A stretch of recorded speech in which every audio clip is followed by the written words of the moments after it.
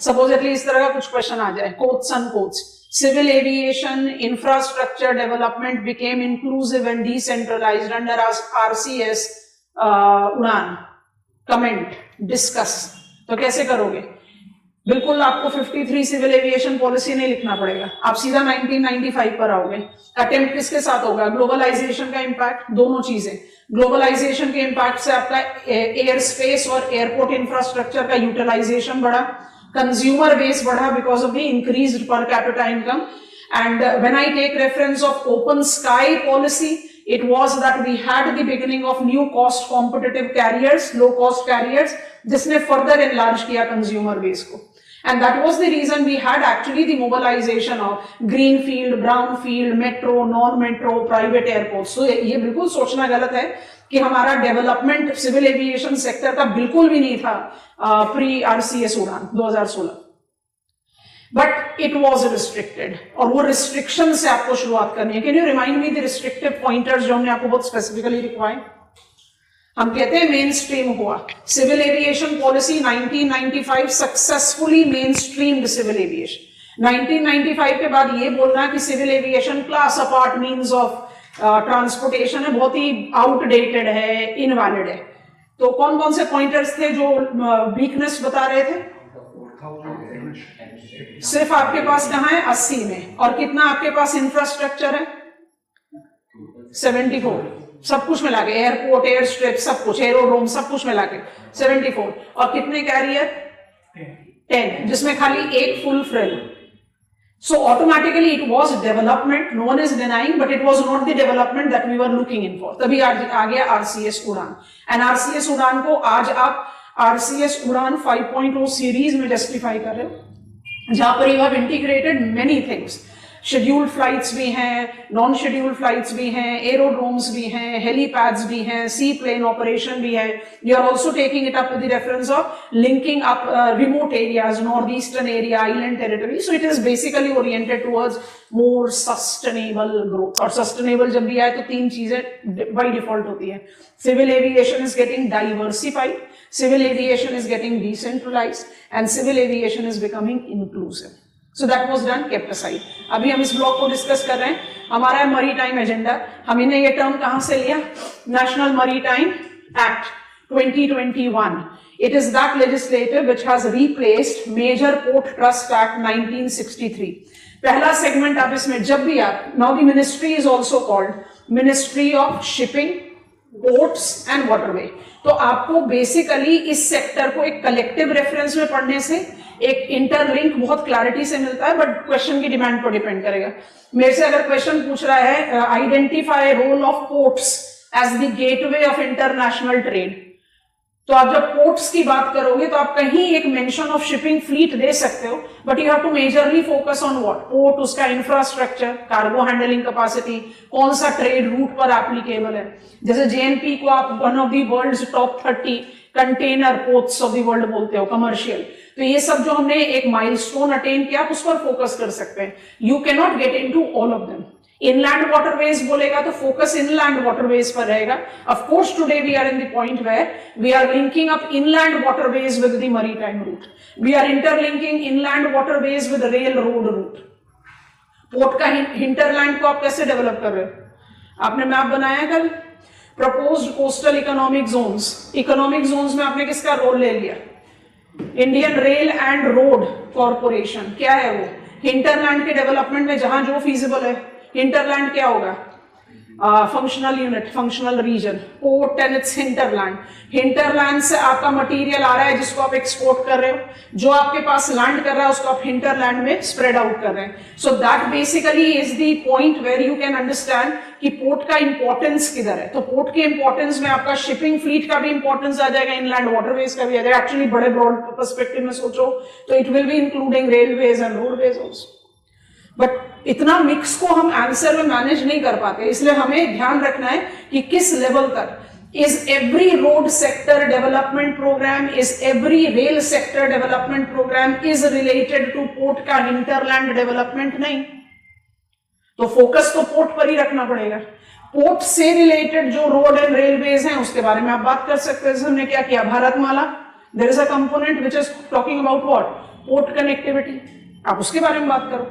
अब national highway development की बात करोगे, चलो वो तो आउटडेटेड हो गया। भारतमाला के बारे में बात करोगे तब आपका फोकस सिर्फ पोर्ट कनेक्टिविटी पर थोड़ी रहेगा, तब तो आप बात करोगे primary road, all expressways, everything. So that is how you have to manage it. So shipping we have taken, we are not very major player when it comes to shipyards, but we are the global masters when it comes to recycling yards. And along Oceanic definitely ship repair, ship building में Kochi shipyard in PSC and Hindustan shipyard रहे थे हमेशा से important, significant, but मेरे पास Bhavnagar has evolved now and Bhavnagar Alang सोसिया जो है वो Gujarat state maritime board के अंतर्गत काम करता है। It has evolved itself as the most prominent hub when it comes to ship recycling. और ये cyclic economy का बहुत अच्छा example है जहाँ कुछ environmental challenges जरूर हैं, because we do have some of the waste product generated which are not at all biodegradable, waste fuel हो सकता है, and that is creating immense environmental challenges.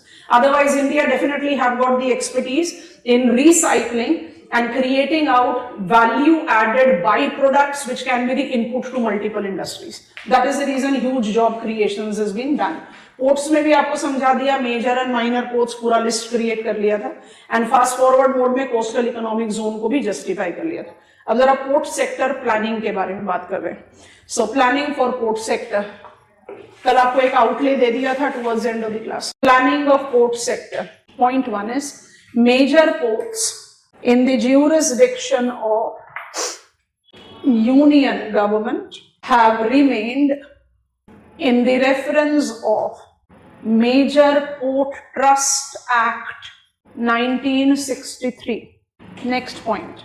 At present, Maritime India Act 2021 have replaced it, making it the nodal legislation for ports development.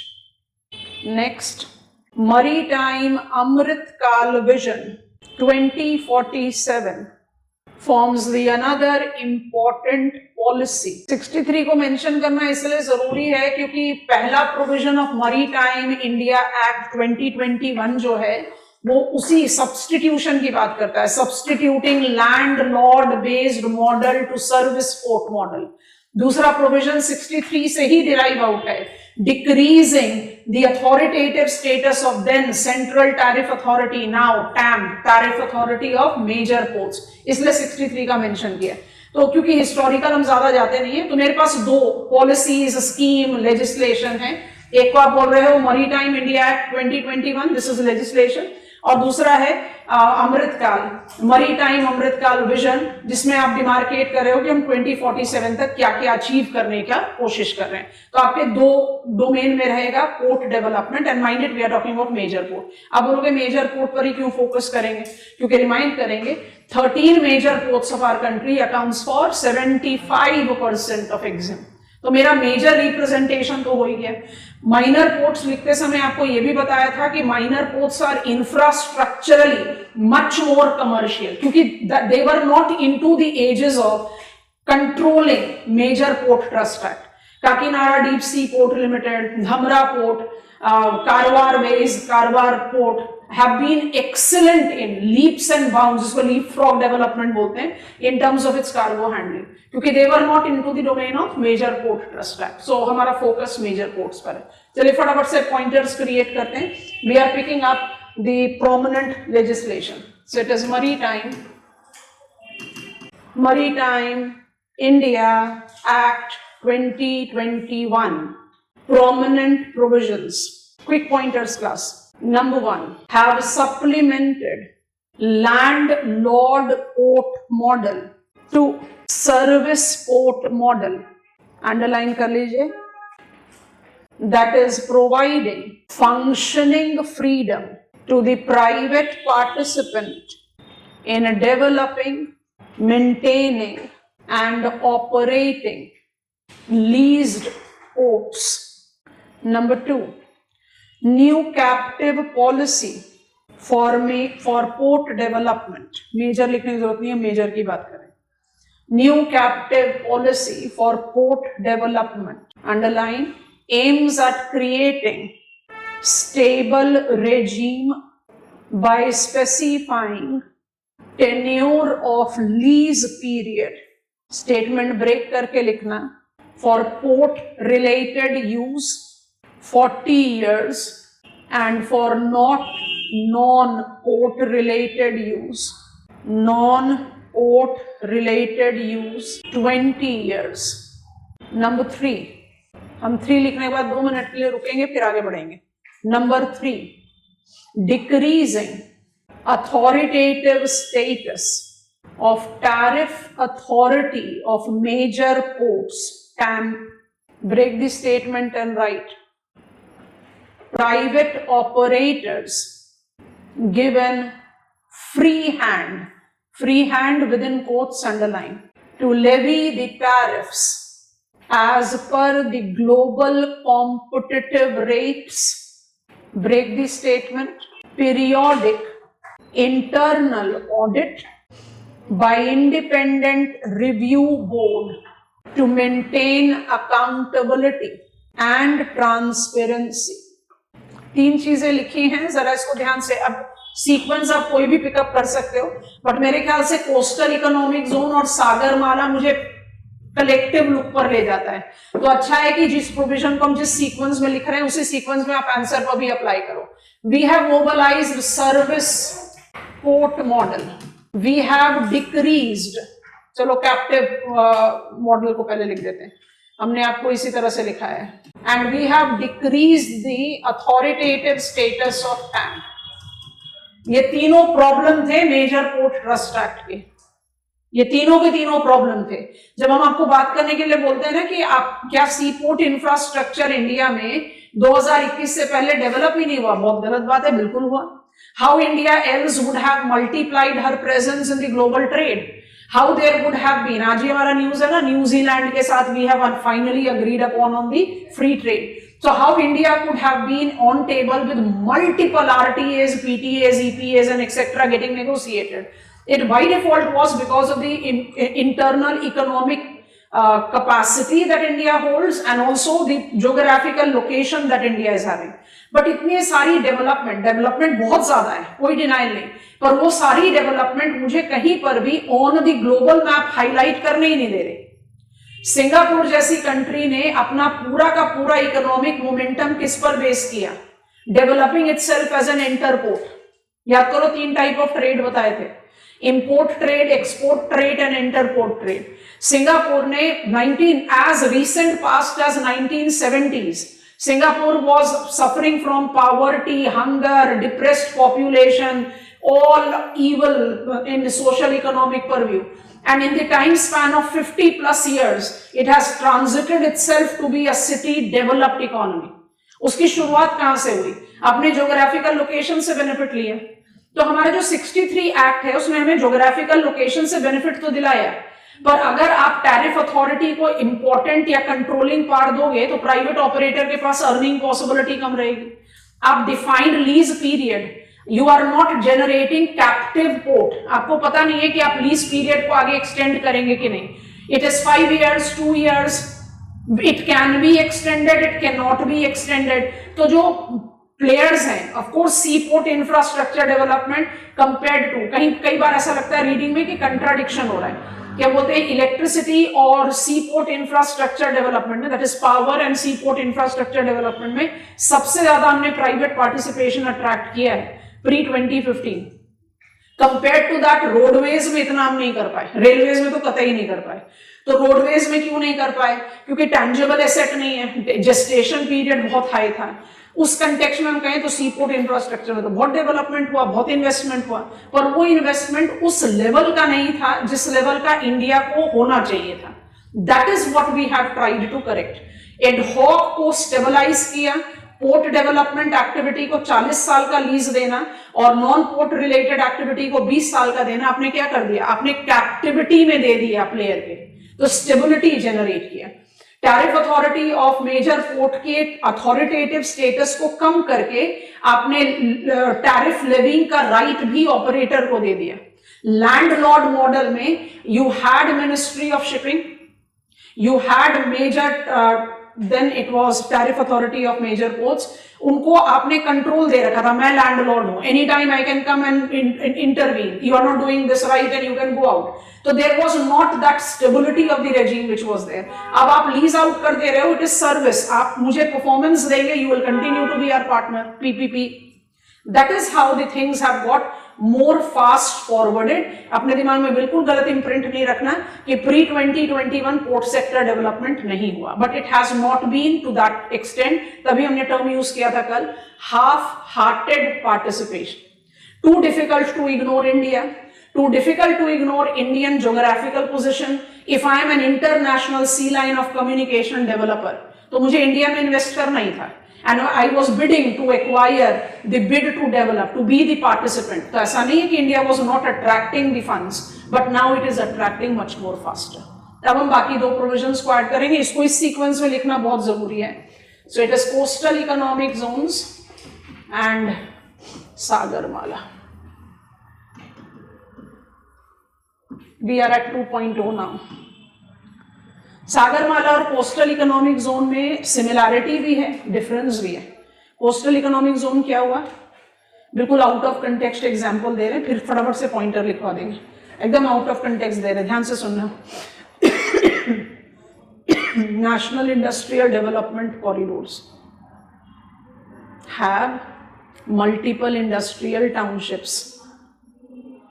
यहाँ townships को पकड़ लो, coastal economic zones. Diagram बनाया था ना कल, छोटे छोटे बड़े बड़े ovals. It may be incorporating only minor ports, it may be the combination of operational major and operational minor with proposed major port, कोई भी कॉम्बिनेशन हो सकता है, साइज वेरी कर सकता है, बट डिमार्केटेड यूनिट है.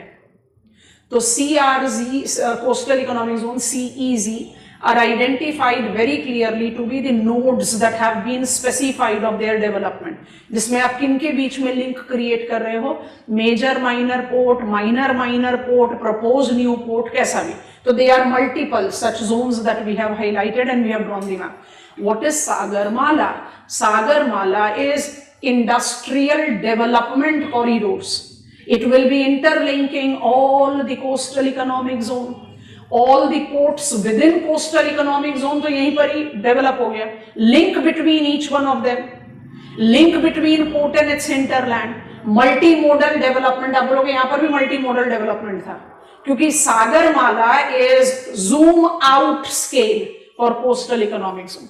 इसलिए उसके डायमेंशन में seaport led industrialization, coastal community, ecological balances, वो सारी चीजें कंबाइन है, and that correlates with what we started deriving there, and it is also part and parcel of maritime Amritkaal vision 2047. I hope it is comfortable. Quick pointers map दोबारा से खोल देते हैं, वैसे वो आपके रजिस्टर्स में already. Adding on coastal economic zones, these zones are being developed as cluster of multiple categories of ports. Bracket में लिख लो, major, minor, new, old. multiple categories of ports with defined geographical extensions.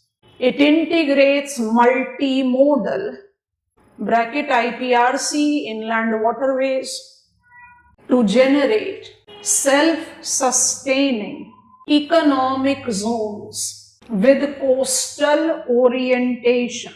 Now write 5, it will be more clear. Sagarmala, underline करेंगे, dash डालेंगे, the flagship program in the development of seaport infrastructure incorporate multiple coastal economic zones. Break the statement. Multimodal transportation network. Break the statement. Focusing on port-led development that includes 4 pillars. A. Ports modernization, underline, involving capacity augmentation and efficiency improvement. B. Port connectivity, underline, that is upgrading existing infrastructure and developing new in multimodal reference combined with development of logistic parks. C. Port-led industrialization, underline, that includes in priority port-based special economic zones. We'll be learning that in coming few days. Port-led special economic zones as well as port-led DTAs.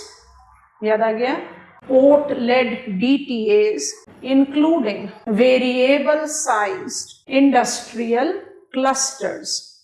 Finally, coastal community development, चौथा pillar, modernization, connectivity, industrialization and coastal community development, underline करो, involves skill development, coastal tourism, genesis of fishing harbors, processing centers. Bracket में कुछ एक collective term लिखना है, क्या आ रहा है दिमाग में?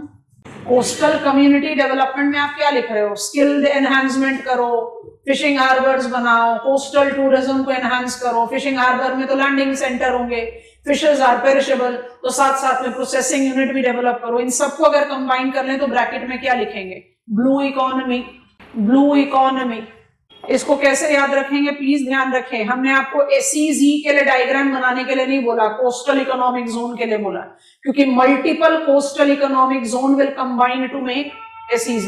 SEZ is much more Sagarmala. Sagarmala is much more broader concept which incorporate multiple coastal economic zone. Sagarmala is based on port modernization, वो यहाँ पर भी है, port connectivity, वो यहाँ पर भी है. You are further taking what? Port-led industrialization and coastal community development. So coastal economic zone, कोई भी ओवल को पकड़ो, हम गुजरात की ओवल को पकड़ते हैं, जहां पर मेरे को सिर्फ माइनर पोर्ट्स दिखाई दे रहे हैं, सिक्का, पिपलाव, दाहेज, हजीरा. तो interestingly I might not have any major port. दूसरा केस जो हमने आपको कहा कि पिकअप करो दोनों ही तरीके से, Dighi, Jaigarh minor port and Marmagao major port. Case number 2 क्या समझ में आया? इंटरस्टेट भी है. केस नंबर 3 क्या ले सकते हैं? इधर से ले लेते हैं. I can have minor port, major port, east coast. इसको पकड़ो. Older major port and new proposed major port, किसी भी तरीके का कॉम्बिनेशन हो सकता है. कोस्टल इकोनॉमिक जोन में आप फोकस क्या कर रहे हो? पोर्ट का मॉडर्नाइजेशन, पोर्ट्स की कनेक्टिविटी. तो सागरमाला के 4 पिलर्स में तो 2 पिलर वहां भी एप्लीकेबल है. सागरमाला की उम्रेला हो रहा है. It is to interconnect the coastal economic zone, interconnect it with hinterland and it incorporate what else? Port-led industrialisation and coastal community development. चाहे सागरमाला हो, चाहे कोस्टल इकोनॉमिक जोन हो, उनके डेवलपमेंट परव्यू में कौन कौन से प्रोविजंस काम में आते हैं? TAMP की अथॉरिटेटिव स्टेटस को कम कर देना, कैप्टिव मॉडल को अप्लाई करना, सर्विस पोर्ट मॉडल को अप्लाई करना. तो पॉलिसी फैक्टर्स एक दूसरे से अलग नहीं होते, इंटर रिलेट करते हैं, बट ये सारे डायमेंशंस हैं. I think this is comfortable. ये डायग्राम हम ऑलरेडी बना चुके हैं. अप्रोप्रिएट स्पेस पर एग्जामिनेशन में बनाना, सारे नहीं बना सकते. जैसे हम हमेशा बोलते हैं, फॉर एग्जाम्पल 4 पेज थोड़ी लिखते हैं. फॉर एग्जाम्पल 2-3 के बाद एक्सेट्रा ही तो कर देते हैं. वैसे ही आप करो. डायग्राम बनाते समय सम ऑफ द हेडिंग ही डाल दो, some of the proposed mobilized coastal economic zone will be sufficient. Okay, getting on to Maritime Amrit Vision 2047, block number 2. Maritime Amrit Kal Vision 2047. It is the comprehensive roadmap to transform India's maritime sector through multiple initiatives. Next point. These prominently includes A. Sustainable and green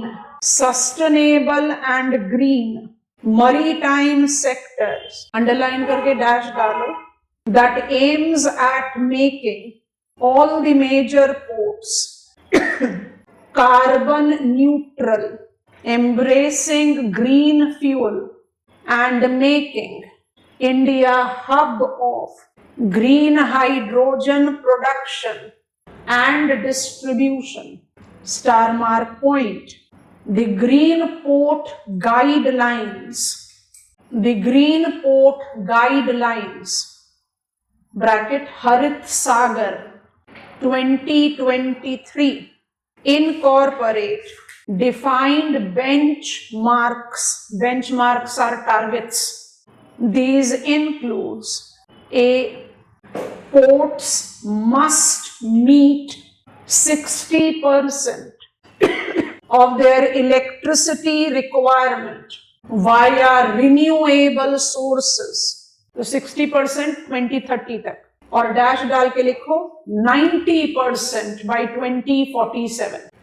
next लिखेंगे at least one LNG bunkering station, recalling liquefied natural gas, at least one LNG bunkering station with every port to be developed by 2030.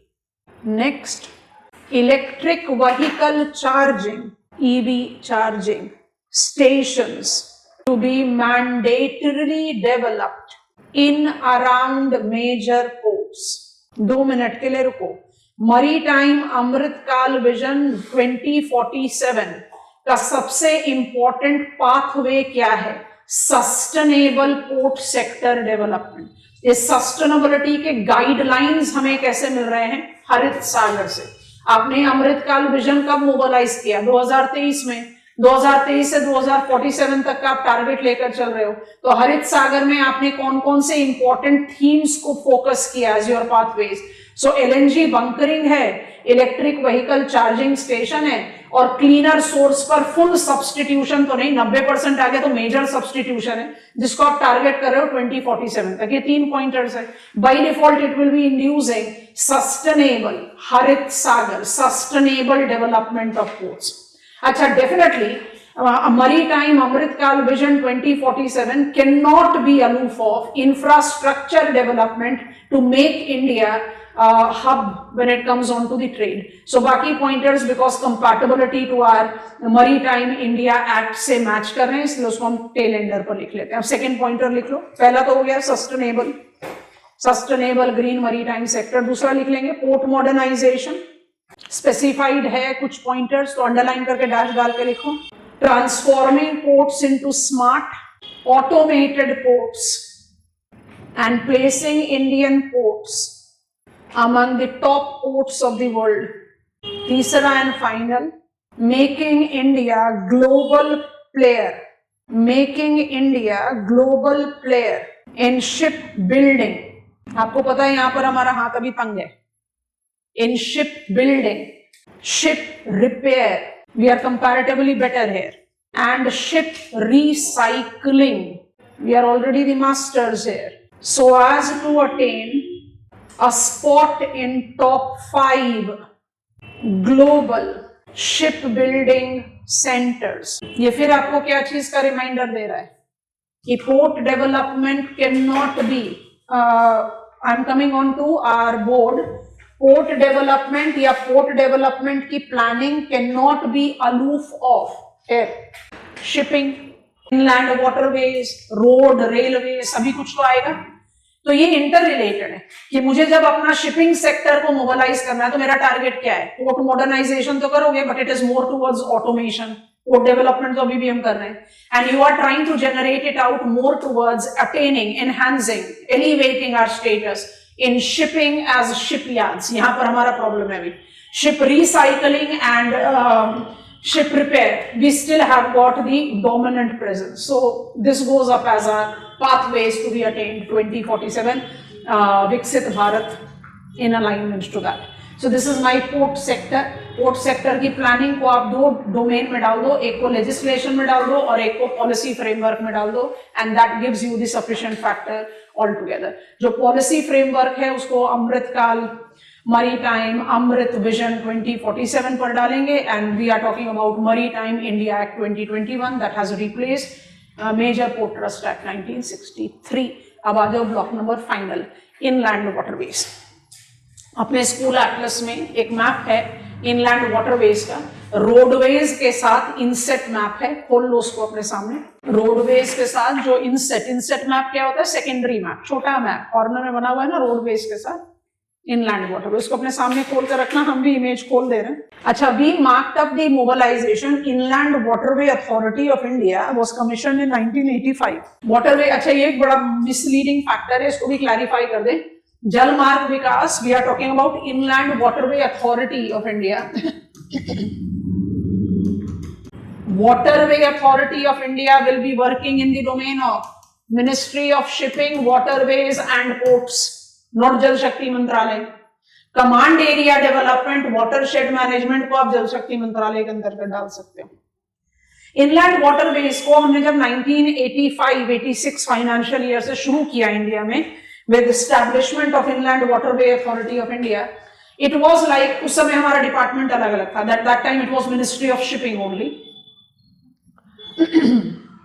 So inland waterways को हम अपने context में या India के context में बहुत week potentiality के साथ जस्टिफाई करते थे। क्यों? मुझे इनलैंड वाटरवेज की ज्यादा रिक्वायरमेंट कहां पर है? जहां ब्रेक ऑफ बल्क सेंटर को कम कर सके, दैट इज टुवर्ड्स पेनिनसुला। और अपनी knowledge of physical geography of India को अप्लाई करो। Peninsular reverse versus Himalayan reverse, peninsular reverse में वाटर रेजिम फ्लक्चुएशन ज्यादा है, पेनिनसुलर रिवर्स ज्यादा कैस्केडिंग है।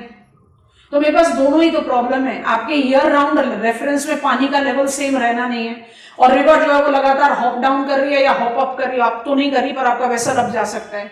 तो कॉस्ट ऑफ कंस्ट्रक्शन बहुत इमेंस है, वाटर लेवल का मेंटेनेंस बहुत मेजर चैलेंज है। इसकी वजह से we restricted the possibility of inland waterways and that was the reason. बहुत एकदम लिंपिंग ग्रोथ हमने नोटिस किया। Inland Waterway Authority of India came into being 85 में we had National Waterway 1 declared, तब उसको कहते थे इलाहाबाद हल्दिया, अब Prayagraj Haldia. We take National Waterway 1 as a natural navigable track, जिसको आपने सिर्फ नोटिफाई करके फिर उसमें कुछ रेगुलेटरी नॉर्म्स अप्लाई किए। We apply National Waterway 2, जो 2-3 साल के अंदर डेवलप हुआ, वो है सादिया टू धुबरी, वो भी नेचुरल नेविगेबल रूट है। सादिया असम, तेजू है अरुणाचल प्रदेश में, रिकॉल करो, दिहांग, दिबांग, लूहित, ये 3 नदियां फ्लो करती हैं अरुणाचल प्रदेश में, इनका कॉन्फ्लुएंस असम में है। आप असम से शुरू करते हो नेशनल वाटरवे 2 सादिया, और कब तक कंटिन्यू करते हो? धुबरी, उसको तो हमने मैप में बनाया भी था आपके। धुबरी वो स्पॉट है जहां ब्रह्मपुत्र एंटर कर जाती है बांग्लादेश में, ये भी नेचुरल नेविगेबल ट्रैक। और उस समय का सबसे मेजर, मतलब जिसको आप कह सकते हो कि आर्टिफिशियल वाटरवे डेवलपमेंट था, वो था वेस्ट कोस्ट कनाल, वो भी हमने आपको समझा दिया। It is Kollam to Kottayam. Kollam to Kottayam में आप सबसे मेजर डोमेन ऑफ आर्टिफिशियल माने perpendicular to the flowing river आपने डेवलप किया। स्लो, बहुत slow, never been highlighted as priority domain. Timely 2015 onwards Inland Waterway Authority of India marked up the priority push to जल मार्ग विकास। कोई जरूरी नहीं कि मुझे 800-900 किलोमीटर्स का ही लेंथ जनरेट करना है, it can be correlated with 150 जहां पर जो फीजिबल है। It has outlined 111 waterways potentialities with a fast forward mode of its development.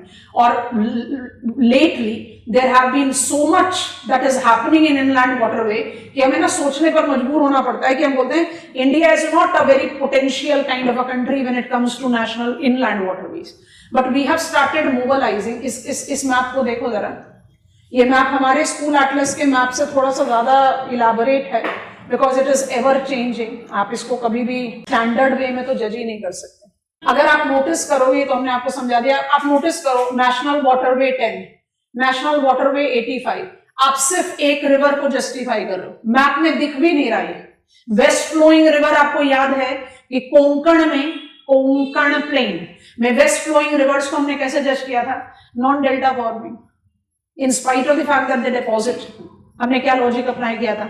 To coarse deposit to be called delta. Delta को तो आप स्ट्रॉन्ग अट्रीशन के साथ किस तरह के डिपॉजिट के साथ रिलेट करते हो? क्ले। ज्यादा कुछ कोर्सर अप्लाई कर दोगे तो सिल्टी कर सकते हो, silty and clay it should B. इनके पास तो कोर्स ऑफ मूवमेंट ही इतना छोटा सा है कि कहां पर ये कुछ करेंगे। A prominent reference of the names that has been highlighted is Mandvi and Zuari. तो अब हम वो वाला फोकस नहीं ले रहे कि मुझे डेवलपमेंट करना है which has to run for hundreds of kilometres. जो रीजनल लोकल लेवल पर कनेक्टिविटी दे, because it can be, it is one of the strong potential means of transportation which is yet to be given.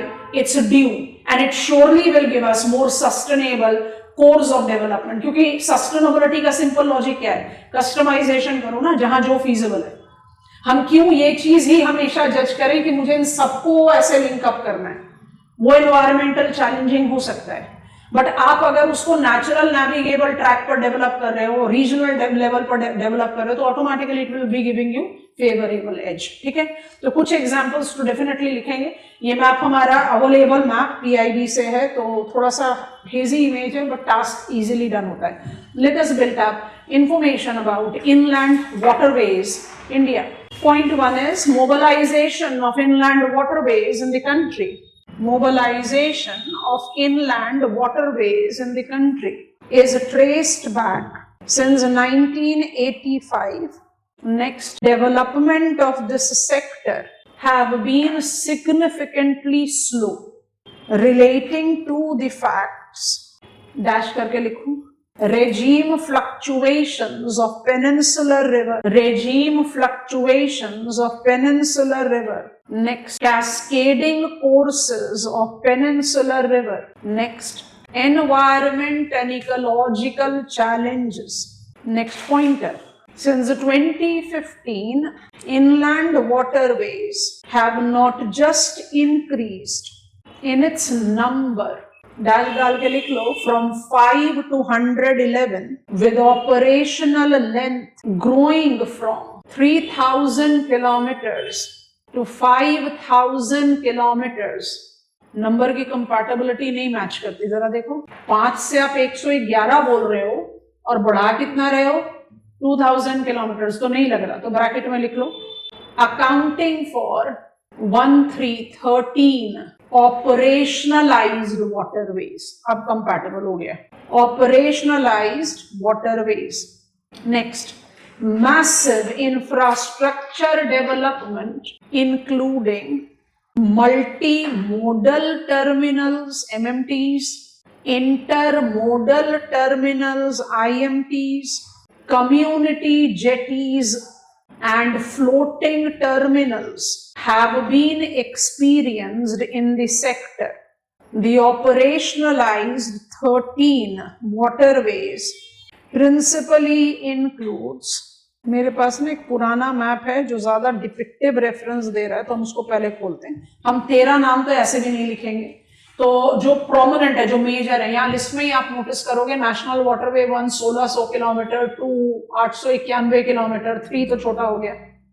और जब आप आगे बढ़ते हैं, you take up the reference of, इसका छोटा सा डिमार्केशन है, हम जो पूरा नेटवर्क जो भी डेवलप नहीं है, I have given you that, ये आपका गोदावरी डेल्टा है, उसके माउथ पर है काकीनाडा, काकीनाडा से पुदुचेरी, जिसका आपने सिर्फ एक छोटा सा आर्क डेवलप किया है। तो वी हैव गॉट 5, जिसमें फर्स्ट आर्टिफिशियल वाटरवे है, तो उसको हम जस्टिफाई करते हैं। उस मैप को देखो जरा, फिर 13 तो है डिमार्केटेड, ज्यादा विजिबली अपीलिंग है।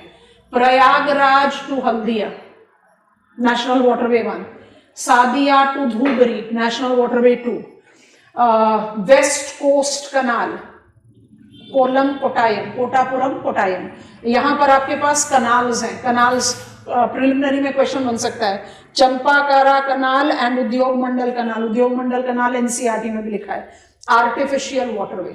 तीसरा हो गया। चौथा को देखो, national waterway 4 Kakinada to Puducherry, China के यूनहो कनाल जैसा, क्योंकि यहाँ कौन कौन सी नदी आ जाएगी, गोदावरी, कोलेरू लेक, कृष्णा, पलार, कावेरी। कावेरी तक नहीं पहुंचे, पलार पुदुचेरी पर पहुंचोगे, और आगे बढ़ा देंगे तो हम वो गार्लैंड सिस्टम, रिवर लिंकेजेस के बारे में बात करेंगे, जियोपॉलिटिक्स में, वहां पर ऐड करेंगे। तो what are the canals that we apply है, काकीनाडा कनाल है, एलुरु कनाल है, बकिमहम कनाल है, so these are the mobilised one. National waterway 5 Brahmani delta canal, Dhamra आपको पता है, तालचर आपको पता है, Talcher is on Brahmani river, it is also called east coast canal. ये सब आर्टिफिशियल वाटरवेज हैं, और ये पूरा जो लेंथ है जो नेशनल वाटरवे 4 है 1000 किलोमीटर का, हमने पूरा 1000 किलोमीटर अभी डेवलप नहीं किया। but it is the mobilized one. तो listing में we have got 13 operationalized. listing में जो 5 ओरिजिनल नेम्स हैं वो थोड़ा सा ज्यादा इलाबोरेट एग्जांपल्स देते हैं, तो हम उसको ऐड कर सकते हैं. फटाफट से लिख लो इसी इमेज के रेफरेंस में. National waterway NW1 is from Prayagraj to Haldia. Till date is lengthiest artificial waterway. Lengthiest navigable waterway. Artificial नहीं है. Lengthiest waterway 1620 किलोमीटर है. And is a natural navigable course of river Ganga. National waterway 2 is Brahmaputra river, Sadia se Dhuburi, 891 kilometers. Natural navigable. National waterway 3, West Coast Canal. Zoom कर दे रहे हैं, नाम लिख लेना यहाँ से. West Coast Canal, first artificial waterway between Kollam, Kottayam, includes Udyog Mandal Canal and Champakara Canal. World map में imagine करो कितने सारे कनाल पड़े थे. इंडिया में नेम्स लिमिटेड है, स्कोप है डेवलपमेंट. इतना तो हम मैप ऑफ इंडिया को पकड़ चुके हैं कि कोलम कोटायम मेरे लिए मुश्किल नहीं है. और कोलम कोटायम मेरे लिए मुश्किल नहीं है तो कोलम से आप नेविगेट करके कोटायम पहुंचो. आप कहाँ पहुंच गए? वेम्बनाड लेक. वेम्बनाड लेक को नेविगेट करो, कोच्चि पहुंच गए. तो आपने क्या कर दिया? Single model. You don't have to have break of bulk centres. उस तरह से एप्लीकेशन देना चाहिए. चलिए, national waterway 4 is Kakinada Puducherry link canal. Is still under construction. पूरा लेंथ हमने डेवलप नहीं किया है. Will be the lengthiest artificial waterway. नाम ही बता रहे हैं, काकीनाडा से Puducherry. Includes Kakinada and Kakinada, Eluru and Buckingham canals. ठीक हो गया. And national waterway 5 Brahmani, that is Talchar Dhamra. It combines natural navigable route along with artificial extensions. ठीक है, sufficient sampling हो गई. 111 हमारे पास हैं, बट हम 2015 से 2025 तक जब पहुंच रहे हैं तो हम कह रहे हैं कि भाई हमारे राउंडेड ऑफ आपने 2000 किलोमीटर्स का लेंथ इंक्रीज किया, तो 5 से 111 बनाकर खाली 2000 किलोमीटर्स का नेविगेबल रूट कैसे डेवलप किया? क्योंकि बाकी 111 जो हैं उसमें you are taking up development, beginning of development at variable levels. Operationalise जो हैं वो 13 ही हैं. I think this is done. अब आ जाओ पॉलिसी फैक्टर पर, उसमें कुछ फैक्ट्स ऐड करेंगे. Key policy initiatives. Key policy initiatives for inland waterways. Number 1, Jalvahak cargo promotion. Jalvahak cargo promotion 2024. Underline करो, डैश डालो. It involves the provision. थोड़ा सा ध्यान रखना, बहुत इंपॉर्टेंट इंटरेस्टिंग फैक्ट्स लिख रहे हैं हम. It involves the provision of 35% of reimbursement with shift from rail or road to inland waterways. समझ में आया? स्टार मार्क करके जरा इस डायग्राम को नोटिस करेंगे. पीआईबी का इमेज है. कोल, iron ore fines, sand and fly ash constituted over 68% of cargo movement via national waterways in financial year 24-25. तो क्या हो रहा है? पुश तो मिल ही रहा है ना. लिखो स्टार मार्क करके. Success of this promotion scheme is justified with increase in cargo movement, where now I am giving you the information from this diagram. Coal, iron ore fines, sand and fly ash constituted for over 68% of cargo moved via national waterways. Bracket में लिख लो. Limestone cement representing other major category. Next star mark pointer. Do see this infographic. Cargo movement on national waterways. Cargo movements on national waterways registered leap of 21% between 2013-14, 2024-25. That is more desired figure, but अभी लिख लो साथ में dash डाल के. At 145.5 million metric tons. Leap ज्यादा important show करता है ना, वैल्यू तो इंडिविजुअली कुछ ज्यादा शो नहीं करेगा. और फिर से एक स्टार मार्क करके स्टेटमेंट ले लेंगे and we are taking it up here. India targets increasing inland cargo movements. अब इस 145 मिलियन मेट्रिक टन्स का वैल्यू हो जाएगा. Increase inland cargo movements to 200 million metric tons by 2030 and 500 million metric tons by 2047. ठीक है. जलवाहक cargo promotion, हमने promotion की शुरुआत करी है 2024 से, तो हम इसको ज्यादा पुश देना शुरू कर रहे हैं, राइट.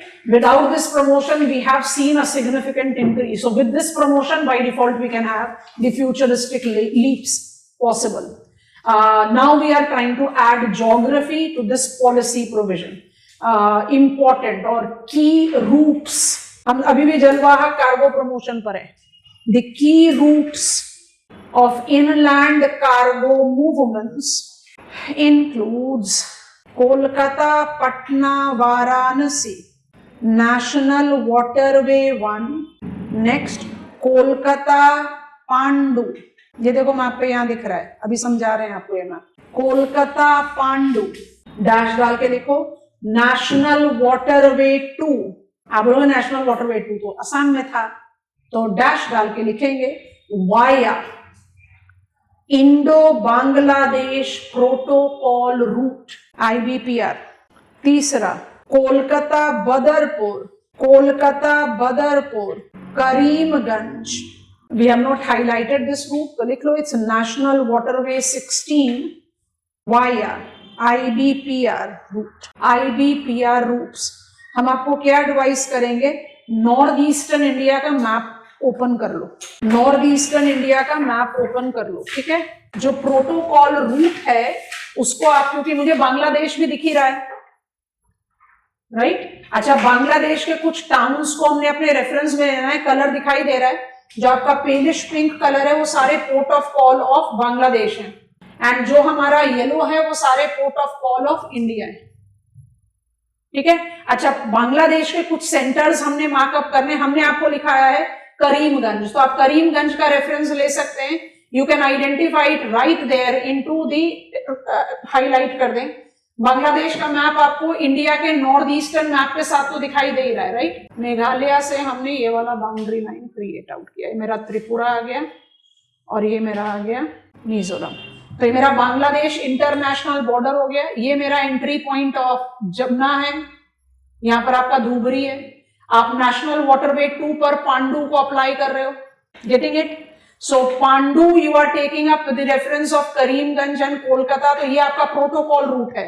प्रोटोकॉल रूट को जरा हाईलाइट करो और मेरे ख्याल से रफली ड्रॉ भी कर लो अपने मैप पर, नॉर्थ ईस्टर्न मैप पर. I can not see complete national waterway 1, पर मुझे हुगली तो दिखाई दे रही है. हुगली दिख रहा है, कोलकाता हल्दिया दिख ही रहा है. आप कोलकाता हल्दिया से, I am marking it very boldly, हम जरा मार्कर को और थिक कर लेते हैं. I am marking it very boldly. आप कोलकाता हल्दिया से एंटर करो बांग्लादेश में. भी हम बांग्लादेश का डिमार्केशन ले रहे हैं. पहला पोर्ट ऑफ कॉल एनकाउंटर किया जाएगा वो है खुलना. दूसरा आएगा नारायणगंज, तीसरा आएगा आसूगढ़ और चौथा आ जाएगा करीमगंज. फिर बाकी छोटे हैं मोगला एंड नारायणगंज हमने ऐड कर लिया. You have got this extension, जो छोटे छोटे हैं, Pangaon being included, Sirajganj will be included. ये आपका नेविगेबल ट्रैक ऑफ जमुना पर है, navigable track of Padma Jamuna confluence पर है. सारे बांग्लादेश के स्पॉट्स मत लिखो, पर कुछ तो लिख ही लो. खुलना, करीमगंज. करीमगंज को कहां ले रहे हो, नोटिस करेंगे ध्यान से अपने मैप पर. ये टेरिटरी असम की है. Assam interstate boundary, international boundary with Bangladesh. Meghalaya में नहीं हो, त्रिपुरा में नहीं हो, दिख रहा है. हम ज्यादा लाइन हाईलाइट नहीं कर रहे, नहीं तो फिर इमेज कंफ्यूजिंग हो जाएगा. और ये मेरा international border West Bengal and Bangladesh का आपको दिख ही रहा है. अब जरा जो कार्गो मूवमेंट के रूट्स आपने लिस्ट पर लिखे हैं उसको एक बार दोबारा से देखो, आपको समझ में आ जाता है। पहला तो बहुत ही आसान है, कोलकाता पटना वाराणसी, तो इनलैंड वाटरवे 1 का पार्ट हो गया। दूसरा आपने लिखा कोलकाता पांडु, तीसरा लिखा आपने कोलकाता करीमगंज, ये दोनों किसके साथ जा रहे हैं? पांडु किस पर गया? National waterway 2। कोलकाता को आप उससे कनेक्ट कर रहे हो तो बांग्लादेश के थ्रू ही तो कनेक्ट करोगे, इंडो बांग्लादेश प्रोटोकॉल रूट। अच्छा, इंटरेस्टिंग फैक्ट बन जाता और कुछ नहीं। तो पांडु आपने ले लिया इन नेशनल वाटरवे 2, कोलकाता आपका नेशनल वाटरवे 1 पर है, और what is the Indo Bangladesh protocol route? This route actually connects Hooghly right there to the national waterway 2। और वाया बांग्लादेश कौन कौन से इंपॉर्टेंट पोर्ट ऑफ कॉल है? खुलना है, बड़ा पॉपुलर है, करीमगंज है, 2 नाम तो पकड़ो ही शुरू करने के लिए। और थोड़ी सी हेल्प चाहिए तो पहुंच जाओ अपने मैप ऑफ बांग्लादेश में, वहां से पिकअप कर लो, खुलना की एब्सोल्यूट लोकेशन पिकअप कर लो, करीमगंज भी दिखेगा। जल्दी से हमें फिर गो अहेड दे, है ना। खुलना तो मिल गया होगा, करीमगंज भी दिख रहा है, इंपॉर्टेंट सेंटर्स हैं बांग्लादेश के। I think this is done. चलिए, policy factor 1 done. It is Jalvahak cargo promotion. Inland waterways are doing leaps and bounds of growth when it comes on to cargo movement, and it by default will be getting even further push, because now we are proposing 35% of reimbursement if cargo movement is being supplemented or changed of its mode of transportation from rail, road to inland waterway. So automatically there will be the big push. Chaliye, point number 2, we are talking about policies. Extension of tonnage tax. Extension of tonnage tax, underline karo. Demarcated under Indian Vessels Act 2021. Demarcated under Indian Vessels Act 2021 for marine merchant vessels have been extended. नाम ही लिखा ना, extension. Have been extended to the vessels of inland waterways to provide stable, predictable tax regime. ठीक है। Number 3, encouraging private investments. Encouraging private investments. Underline करो, dash डालो. For Indian inland waterway constructions, development of jetties, dash डाल के लिखो, terminals regulation act 2025 have been mobilized to push this objective. Number 4, this becomes interesting now. Stable tax regime and private participation तो बहुत obvious सा demarcation है ना। Extension of tax regime इसलिए जरूरी था कि जो वेसल्स पर आप टैक्स लगा रहे थे, हमने बहुत डिफाइंड कर रखा था कि वेसल्स माने मरीन वेसल्स। अब हमने वो tax regime inland waterway vessels पर भी अप्लाई कर दिया है, तो automatically it has been providing more stable regime. Private participation in inland waterways development, jetties development, terminal development, that is also by obvious thing. Now come on to important pointer. Point number 4, we are talking about policy framework and port integration. Boldly underline करना, port integration, dash डाल के लिखेंगे। Multi modal terminals, multi modal terminals at Varanasi, Sahibganj, Haldia have been operationalized. Break the statement and write. Intermodal terminal at Kalu Ghat is being transferred to Shyama Prasad Mukherjee Port, Kolkata for operation and management. So we are integrating ports with the major ports with the multimodal transportation network. आपने वाराणसी, साहिबगंज और हल्दिया लिखा है, map आपके सामने है। साहिबगंज मुझे नहीं पता शायद, बट हल्दिया और वाराणसी लिखा है, तो आप कौन से वाटरवे की बात कर रहे हो? 1 मल्टी मोडल ट्रांसपोर्टेशन क्या होगा? वाराणसी पर मल्टी मोडल ट्रांसपोर्टेशन है, तो आपने हल्दिया से कार्गो वेसल को वाराणसी तक पहुंचाया, वहां से आप उसको रेल या रोड किसी भी रूट पर ट्रांसफर कर सकते हो। पोर्ट इंटीग्रेशन का सिर्फ डायमेंशन मल्टी मोडल नहीं है, इंटर इन मोडल भी है। तो आपने कालूगंज को उसके मैनेजमेंट और ऑपरेशन का राइट जो है वो श्यामा प्रसाद मुखर्जी कोलकाता पोर्ट के साथ इंटीग्रेट कर दिया. Why? Because we don't want to keep inland waterway aloof of maritime agenda. We want to integrate it. So port integration एक बहुत important domain है. Next pointer please. Policy framework number 5. Cargo aggregation hubs. Cargo aggregation hubs to be developed as the constituents of industrial corridors underlying coastal economic zone underlying involving National Waterway Logistic Management Limited, National Waterway Logistic Management Limited and Indian Port and Road, याद आ रहा है ना, Indian Port and Road Rail Corporation Limited, IPRL, to develop road rail links for these hubs. Star mark point डालेंगे. Development of freight village at Varanasi. Next example लिख रहे हैं. Integrated cluster cum logistic park development at Sahibganj forms significant examples. We are concluding inland waterways. Mainstreaming of inland waterways also relates to increase engagement of public sector enterprises. Underline कर लेना इसको. Engagement of PSEs with more than 140 public sector enterprises being currently engaged to explore shift of portion, underline, of their respective cargo to waterways. Break the statement and write. It includes petroleum, fertilizer, cement, coal, steel, heavy industries as prominent sectors. Help me understand this last pointer. इसको हम directly किसी policy के साथ relate out नहीं कर रहे, हम इसको बस जस्टिफाई करने की कोशिश कर रहे हैं कि we want to, and we have successfully done that main streaming.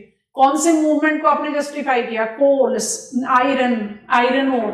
तो इसका मतलब जब आप कोल की बात करो तो कोल इंडिया लिमिटेड आ गया, पब्लिक सेक्टर एंटरप्राइजेस तो है. जब आप बात कर रहे हो आयरन ओर की तो iron ore mining, ministry of mines. You are taking a preference of steel, fertilizer. You are having the domain of Steel Authority of India Limited. Fertilizer भी public sector player में. अगर cargo movement आप inland waterway में transfer करोगे तो automatically आप inland waterways का mobility को एनहांस करेंगे.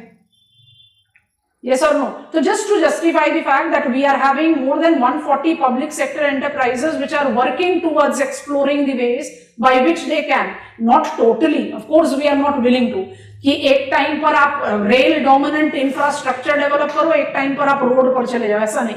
Multi modal, energy mix, because what is diversified is sustainable. Single source पर डिपेंडेबिलिटी ऑटोमेटिकली आपको ज्यादा फ्रेजिलिटी देती है. सिंगल सोर्स पर डिपेंडेबिलिटी छोटे एरियाज के लिए हो सकता है, but it can not be applied to that diverse country that we are. So prominently speaking inland waterways के डेवलपमेंट पॉलिसीज में हमारे पास सबसे इंपॉर्टेंट कार्गो मोबिलिटी का है, Jal Vahak, and that has pushed commercial edge to it. और क्योंकि हम commercial as push कर पा रहे हैं इसलिए वेसल इंक्लूजन को इंक्लूड किया. We have taken up the reference of tax regime की stability, and when we try to take up the reference of integration with port, so it is something that we have learned with coastal economic zone. अगर आप inland waterways को correlate करते हो, inland waterways cluster या logistic park या integrated freight village, तो ये तो उसी डोमेन पर आ गया ना जैसे आपने कोस्टल इकोनॉमिक जोन के लिए किया. तो you are making it part and parcel of industrial corridor. आपने कोस्टल इकोनॉमिक जोन में भी लिखा it can be Indian rail port corporation limited, और it can be inland waterway. अब आप इनलैंड वाटरवे की बात कर रहे हो तो आप कह रहे हो it is inland waterway plus rail road, it can be any which can generate out the infrastructure link. So 5 policy factors combined with enhanced participation of PSEs in exploring out the ways they can change the shift, part shift, total तो नहीं होगा, part shift of their cargo movement at short regional level or at pan-Indian level utilizing inland waterways. So we are in a very fast forward mode to integrate inland waterway in multimodal transportation. This completes our maritime sector. I am done with the transportation sector. I have to take you to communication sector. Can I proceed? Roadways, railways, civil aviation, pipeline, shipping, major minor ports and inland waterways done. अब हम जा रहे हैं communication पर. Communication हमें telecommunication पर ले जाएगा और टेलीकम्युनिकेशन से हम ऑलरेडी हम बात कर रहे हैं, ऐसी बात है कि नहीं बात कर रहे, लेकिन उन सबको कंबाइन करके हम पहुंच जाएंगे इंडियन स्पेस प्रोग्राम पर, because that will give me the consolidation. Please याद करो रेलवेज में क्या इंक्लूड किया था स्पेस टेक्नोलॉजी को अप्लाई करने के लिए? सिमरन. सिविल एविएशन में क्या किया? गगन. तो यू हैव टू अंडरस्टैंड कि सैटेलाइट बेस्ड नेविगेशन तो एप्लीकेबल है. Satellite based navigation is applicable even in roadways. आज की डेट में आपके पास इतने स्विफ्ट चालान कैसे आते हैं? Because we are again having GPS oriented roadways monitoring for communication, navigation, surveillance. So satellite हमेशा ही है. कम्युनिकेशन टेक्नोलॉजी में सैटेलाइट बेस्ड कनेक्टिविटी का फैक्टर थोड़ा सा ज्यादा आ जाता है. So we will take space programme. Of course space programme is not only related to transport and communication, it is much beyond, but then we try to link it up that way. कहीं से link नहीं, एकदम अलग से अपना topic है. Space sector के बारे में थोड़ा सा टच करेंगे. हम कुछ पॉइंट्स पर हमेशा कहते हैं ना, ज्योग्राफी की स्टडी जो है वो मल्टी एस्पेक्ट है. माने we take into our content building precisely everything that comes from every subject. आप कोई भी चीज को छोड़ते नहीं हो. ज्योग्राफी को इसलिए मल्टी डिसिप्लिनरी सब्जेक्ट कहते हैं. तो I definitely have to take up the reference of different orbits and different launch vehicles, but मेरा फोकस ऑफ स्टडी कहाँ रहेगा? Space application centre. प्रॉब्लम यह है कि सिलेबस में लिखा हुआ है इंडियन स्पेस प्रोग्राम, तो हम उसको किसी एक सेक्टर के साथ एसोसिएट करके छोड़ नहीं सकते. हमें उसको एक होलसम कवरेज देना पड़ेगा.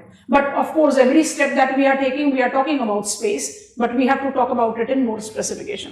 चलिए, taking leap further, we are taking up account of communication. हमने आपको स्टडी प्लान में ही बता दिया था.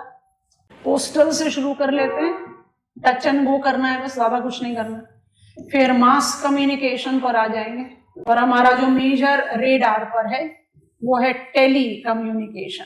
अच्छा, telecommunication by default incorporate all the tell enders, telecommunication, broadband networking, है ना, all of them will be coming up there. So 3 principal categories में डिवाइड करके इसको हम पढ़ रहे हैं. Communication development in India, introductory point लीजिए, फिर ये सब कैटेगरीज बनाएंगे.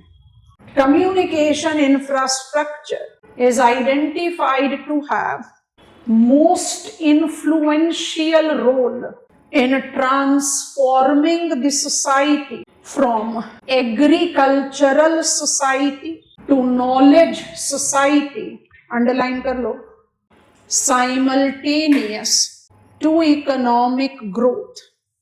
स्टार मार्क पॉइंटर बनाएंगे. knowledge society essentially reflects its characteristics with intensive, knowledge-based, intelligent, integrated productivity mechanism. Break the statement and write. That do generate spillover effect on the other sectors of economic growth and related societies. बहुत अच्छा introduction बनता है ये. 2 minute के लिए पहले पढ़ो क्या लिखा है. क्या होती है knowledge society? Knowledge society grows upon information society, industrial society, agricultural society. और ये जो ग्रोथ है ये इकोनॉमिक ग्रोथ के साथ कॉरेस्पॉन्ड कर रहा है। तो वर्टिकल एक्सेस पर बना दिया इकोनॉमिक ग्रोथ, हॉरिजॉन्टल एक्सेस पर बना रहे सोसाइटल ट्रांसफॉर्मेशन, वो by default is reflecting the time. Any society will mark up its transition, every society will mark up its transition in reference to what? From being an agriculture to becoming an industrial, to becoming an information society, to becoming knowledge society.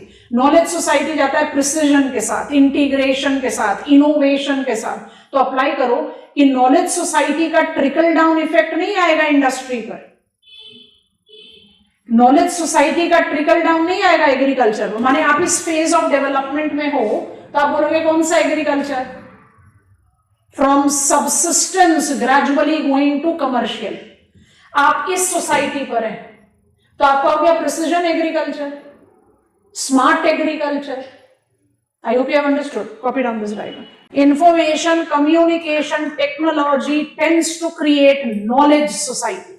Decide करना question का क्या demand है, उस हिसाब से आप इसको फटाफट ऐड या सब्ट्रैक्ट कर सकते हैं। हमने लीनियर सिस्टम बनाया है डायग्राम में। लीनियर सिस्टम का दूसरा नाम बताओ? Cascading, sequential, series. आप कोशिश कर सकते हो इसको फीडबैक बनाने की। स्पिल ओवर लिखा है ना आपने, तो स्पिल ओवर क्या जाएगा? जब आप कह रहे हो information society, so you'll have more better speed of your data, you will have more reach of the telecommunication services, industries पर आ जाओ, you will be having more cost effective production, agriculture पर आ जाओ, precision agriculture। तो knowledge society का ही तो trickle down effect आएगा। हम हमेशा कम्युनिकेशन टेक्नोलॉजी के साथ नॉलेज सोसाइटी की बात करते हैं, और कोई भी नॉलेज सोसाइटी टपकता नहीं कहीं से, सीक्वेंस ऑफ डेवलपमेंट में आता है। From being an agricultural society to transforming as industrial society, to transform as information society, to become knowledge society. और इनको डिकोड करने के लिए हमने ग्रीन से कुछ कुछ की एक्सप्रेशंस लिख दिए हैं, आप उसको बहुत आराम से डिकोड कर सकते हो। एग्रीकल्चरल सोसाइटी के साथ आप एग्रीकल्चर रेवोल्यूशन ले रहे हो, इंडस्ट्रियल सोसाइटी के साथ आप इंडस्ट्रियल रेवोल्यूशन 1 और 2 ले लेते हो, इंफॉर्मेशन सोसाइटी के साथ आप इंडस्ट्रियल रेवोल्यूशन 3 ले लो, और नॉलेज सोसाइटी को ले जाओ 4 और 5 पर। ठीक है, चलिए सफिशिएंट इंट्रोडक्शन हो गया। नेक्स्ट पॉइंट पर आते हैं। Communication technology is comprised of 3 distinctive दो इंटर रिलेटेड कॉन्स्टिट्यूएंट्स। लिस्ट कर लो। Postal communication, mass communication and telecommunication. Okay, let us get on to each one of them. अच्छा, postal communication की बात करना जरूरी है क्योंकि communication लिखोगे तो postal is its constituent, but वो अपने आप में थोड़ा सा, जिसको आप क्या कहते हैं ना, डोमिनेंस, या हम हमेशा ये टर्म यूज करते हैं मेन स्ट्रीम्ड कैरेक्टरिस्टिक्स, उसको लूज आउट कर गया, पर वैलिडिटी उसकी खत्म नहीं हुई है। सबसे पहले if I say that postal services in our country as Indian Post, very humble post offices के साथ आप postal services को correlate करते हो, तो you are taking up movement of 2 categories of the postal services. एक तो you are having the movement of different types of letters, mail service, and दूसरा आता है movement of parcels. पार्सल के मूवमेंट में we have privatized, we are having now multiple players who are engaged in this. तो जो post offices है उसका prominence नहीं है, बट मेल सर्विसेज में अभी भी पोस्ट ऑफिसेज का प्रोमिनेंस है। But in the time of emails जो फिजिकल मेल सर्विसेज है उसका डोमिनेंस बाय डिफॉल्ट कम हो गया है। तो क्यों जरूरी है कि पोस्टल कम्युनिकेशन को हम इंक्लूड करें कम्युनिकेशन में? I do identify the relevance of mail as postal communication. Let it not be for entire country, but some point or the other. You have got, gradually we are changing towards that also, but still we are having very strong culture of what? Printing of multiple things. It can be any sort of invitation cards. And if you have to, say, deliver it to your relative, friends in the distant location, तो आप किसकी services का इस्तेमाल करोगे? Mail का ही तो करोगे। Of course, now we are having hard and soft copy version, combination में चलता है. Gradually we can eventually cut down to only soft version. तो फिर post offices का prominence all कम हो जाएगा. But it is there. So postal communication में आप post offices के prominence को रूल आउट नहीं करते हो. इट्स अ डिफरेंट थिंग कि पोस्टल कम्युनिकेशन अपने आप ही ग्रेजुअली वीक आउट होता चला जाए. But why it should be there? Postal communication से हम एकदम स्विफ्ट आउट कर जाते हैं. Postal communication as post offices and post offices as not just the provider of postal communication services. It has never experienced any revolutionary change. Mass communication से telecommunication पर आओगे तो रेवोल्यूशनरी चेंजेस एक्सपीरियंस किए हमने. But when it comes to postal communication and post offices, they continue to be very humble at very grassroots level.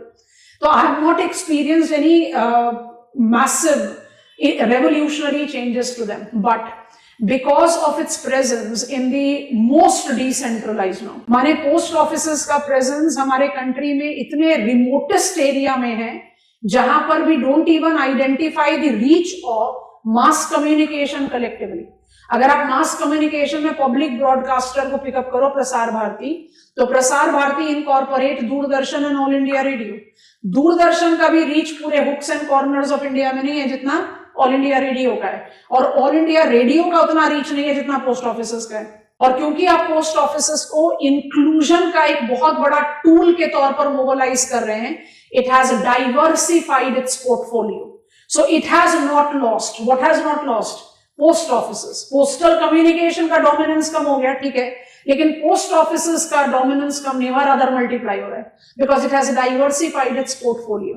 Apart from conventionally providing mail services, movement of parcel services, now it is most decentralized financial and commercial hubs. Financial कैसे? Term deposit भी है, savings account भी है. You are having PPF accounts that can also be opened up in post offices. Core banking से link कर दिया गया है इसको. और क्योंकि आप ऐसे सोच कर देखो कि अगर मेरा पोस्ट ऑफिस में सेविंग अकाउंट है, आई एम बेसिकली रिप्रेजेंटिंग बिल्कुल lowest hierarchy of economic ladder. तो मेरे सेविंग अकाउंट में क्या ही पैसा होगा. Say I have got 800,000 rupees in my savings account, ठीक है, लेकिन बेस को जज करो, क्योंकि the reach that post office has, SBI के ब्रांचेस भी नहीं है इतने रीच में. India successfully could mobilize DBT, direct benefit transfer, was financial inclusion, was because of presence of post offices network. That was the reason we started centralizing it. आज post offices में भी आपकी core banking से link है, like all the other banking services. तो post offices का importance उधर चला गया. दूसरा, आप मोबिलाइज कर रहे हो टूरिज्म. आप नॉर्थ ईस्टर्न एरिया में टूरिज्म मोबिलाइज करना चाहते हो. Of course we are on a very fast forward foot towards digital payments, but many of the foreign tourists still come up with travelers checks in place of carrying hard cash, because they don't have that culture of UPI जो हमारे country में बहुत dominantly evolve हुआ पिछले 5 सालों में. तो उनके पास जो ट्रैवलर्स चेक है, या तो वो ये करें जिस चीज को वो अवॉइड कर रहे हैं कि कोई भी मेन सेंटर पर जाकर ट्रैवलर्स चेक को इनकैश कराएं, फिर उनको हार्ड कैश लेकर मूव करना पड़ेगा, which is identified not to be that favourable और सेफ प्रैक्टिस. उसको मोबिलाइज करने के लिए क्या कर दिया, we have generated post offices services towards foreign exchange counters. सारे पोस्ट ऑफिसेस नहीं, बट रीजनल डिसेंट्रलाइज परव्यू में it has strongly pushed tourism in the remotest area, क्योंकि इसको किसको बेनिफिट करेगा, टूरिस्ट को. और जो तीसरी चीज है जो मेरे ख्याल से सबसे इंपॉर्टेंट है towards inclusion, is correlated with mobilization of post offices as export promotion windows. फिर से वही एमएसएमईज का डिमार्केशन लो. मुझे अपने एमएसएमईज प्रोडक्शन में, I am a micro unit और I am a traditional industry, I am located in Assam, Arunachal Pradesh, और I am located in remote area of Kutch, Gujarat. अगर मुझे हर चीज के लिए मूव करना पड़े कोलकाता या Kandla, then automatically cost of transportation will add to my cost of production. आप अपने कंसाइनमेंट को ऑनलाइन, आपने बुकिंग ली है, आपने अपने कंसाइनमेंट को भेजना है, आप आराम से पोस्ट ऑफिसेस के थ्रू भेज सकते हो. This facilitates very important decentralized momentum. So postal services is equal to post offices, and post offices have diversified its portfolio, thus continues to be not that strong but one of the pillars of communication sector. फटाफट से pointers लिख लो. Postal communication. Point 1 has been the most conventional and dominating constituent of communication sector in India. Next, its networking have more than 80% concentration in rural India, principally reflected with extra departmental offices, post offices. It has been oriented towards postal communication, losing its centrality with revolutionary growth of emails and privatization of parcel movement. Star mark. Keeping pace with the time, post offices have diversified its portfolio and has evolved as a banking and financial service provider, underline karo, dash डालो, which proved to be the successful most instrument for financial inclusion and direct benefit transfer. इसके बाद requirement हो तो आप add कर सकते हो. क्या ऐड करना पड़ेगा? पोस्ट ऑफिसेस का presence in the remotest part of the country which is greater than the largest public sector bank SBI का ब्रांच. ठीक है. B, export promotion windows, underline करो, providing parcel facilities under speed post for intra and international distribution, promoting decentralized manufacturing, bracket में जरूर लिखो, including remote and hilly areas. C and final, selective mobilization as forex centers, foreign exchange centers. Selective mobilization as forex centers, underline करो, providing multiple facilities as foreign exchange counters, travelers check liquidation. It has successfully enhanced decentralized tourism, specifically involving foreign tourists. Postal communication is no longer central, but post offices are still very important pillar in our country's inclusive decentralized growth, full stop. उसी को prove करने के लिए हमने कुछ portfolio diversification के बारे में बात की. Now we are taking up step number 2. इसको आप ले रहे हो mass communication. Without any doubt mass communication भी टेलीकम्युनिकेशन के साथ लिंक है. आप ऐसे सोचकर देखो, मास कम्युनिकेशन में आज की date mass communication includes what? Press and print media. Press and print media में एकदम from the site direct live broadcasting, live reporting किस वजह से सक्सेसफुल हुई? Telecommunication, broadband. When you are taking up the reference of 24/7 transmission, telecommunication, तो आप OTT platform, telecommunication को आप सिर्फ टेली सर्विसेज के साथ नहीं, ब्रॉडबैंड एंड इंटरनेट सर्विसेज के साथ भी रिलेट करते हैं. So we are taking that there. But mass communication को हम कैसे पिकअप करें? Now mass communication includes press and print media. Press and print media में privatisation by default has been the mandatory thing and we have also successfully attempted it. We are having so many private broadcasters now.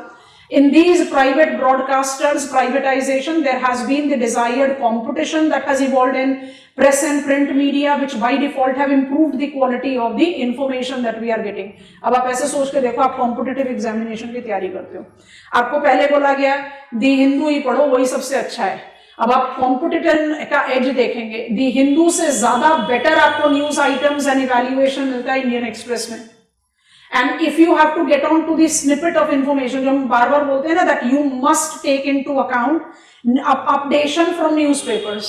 वो जो आपको infographics मिलता है, because explanation, analysis, perspectives etcetera वो तो मुझे the Hindu and Indian express में अच्छा मिल रहा है, बट दी जो इंफॉर्मेशन इंफोग्राफिक्स है उसकी क्वालिटी को आप अगर जज करो तो टाइम्स ऑफ इंडिया और हिंदुस्तान टाइम्स में बहुत एक्सेलेंट रिव्यू में। तो ऐसा क्यों डेवलप हुआ? Because as an how you have multiplied the players into press media, तो सर्वाइव करने के लिए तो as per the demand competition में आगे आपको बढ़ना ही पड़ेगा। So goes with the press media. Press media में प्राइवेटाइजेशन हुआ, which by default have pushed on the limit to Prasar Bharati also. DTH, OTT were the other revolutionary steps which have marked up massive growth. माने आज से 10 साल पहले जो चीज आप सोच भी नहीं रहे थे वो चीज आज के डेट में सेंट्रल स्टेज पर आ गई when it comes to mass communication. And when I take up the reference of mass communication, let it be privatized, let it be incorporating multi players in every sector. Prasar Bharati कहीं ना कहीं एक dominant role अभी भी play कर रही है। Prasar Bharati, the public broadcaster, it incorporate its domain essentially with All India Radio, Doordarshan. उसके साथ जब आप डिमार्केट आउट करते हो PIB, प्रेस इंफॉर्मेशन ब्यूरो, तो आप इनकॉर्पोरेट करते हो पब्लिक ब्रॉडकास्टर की कैटेगरी में। पब्लिक ब्रॉडकास्टर का रीच और पब्लिक ब्रॉडकास्टर का पोर्टफोलियो जो है वो प्रॉफिट मेकिंग ओरिएंटेड नहीं है। And that is the reason, बिल्कुल क्लियर पॉइंट पर। अब आप पॉलिटिकली अग्री करते हो, उस लाइन पर हो चाहे नहीं हो, पर the prime minister of our country, to whichsoever personality, to whichsoever policy, to whichsoever factor, definitely is very popular and is equally trolled। हम उस डायमेंशन पर ना जाएं, बस ये सोच कर देखें why do you think that he has been the first prime minister of our country to have taken मन की बात with All India Radio? वो किसी भी प्राइवेट ब्रॉडकास्टर के डोमेन पर जा सकते थे। That shows how strong, very strong, intelligent, screwed politician he is, because reach of All India Radio is at that domain of the country जहां आप दूरदर्शन के साथ भी नहीं पहुंच सकते। जो हमने अभी पोस्टल कम्युनिकेशन में पोस्ट ऑफिस के साथ जस्टिफाई करने की कोशिश की ना, वही ऑल इंडिया रेडियो के साथ करो, बिकॉज यू डायरेक्टली कनेक्ट। आप उसको भी क्रिटिसाइज करते हो, आप अपनी मन की बात बोल रहे हो, दूसरों की भी तो सुनो, पर छोड़ो उसको। वो मन की बात को क्यों as monthly programme year on year basis चलाते जा रहे हैं? Because that makes him reach, put his idea to the population, जिसको डायरेक्टली एड्रेस करना बहुत मुश्किल काम है। That is the reason mass communication में आज भी we identify public broadcaster, non-profit making broadcaster to be having that multiple growth momentum. Of course, उसका भी quality of improvement बहुत ज्यादा है because of competition.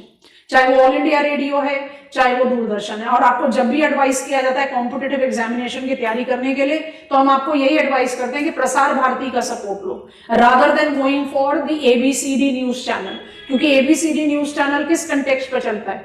Hype create करने के लिए, TRP के लिए, ब्रेकिंग न्यूज कल्चर के लिए। It may not be the correct information that has been inflated to beyond proportion.